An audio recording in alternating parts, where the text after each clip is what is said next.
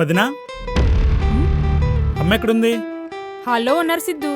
అమ్మా, నా ఫ్రెండ్స్తో నేను ట్రిప్కి వెళ్తున్నాను, డబ్బులు కావాలి. డబ్బుల మాట దేవుడెరుగు.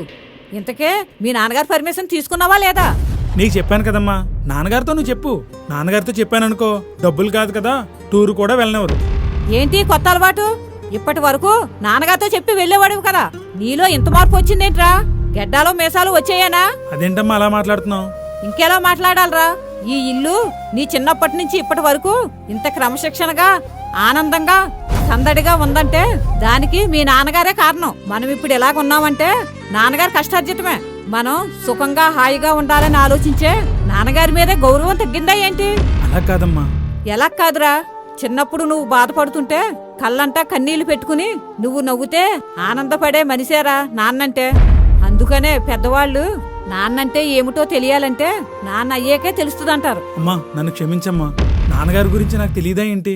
మాకు ఊహ తెలిసిన దగ్గర నుంచి మేమంటే నాన్నగారికి ఎంత ఇష్టమో మాకు తెలియదు కాదు కదమ్మా. కానీ ఏదో ఫ్లోలో అనేసానమ్మా. నాన్నగారికి ఇప్పుడే టూర్ గురించి చెప్తాను. నాన్నగారు వెళ్ళమంటేనే వెళ్తాను, లేదంటే ఈ టూర్ మానేస్తాను. నాన్నగారికి ఇష్టం లేని పని నేను ఎప్పుడూ చేయనమ్మా. Very good. పిల్లల బాగు కోరుకునేది తల్లిదండ్రులేరా.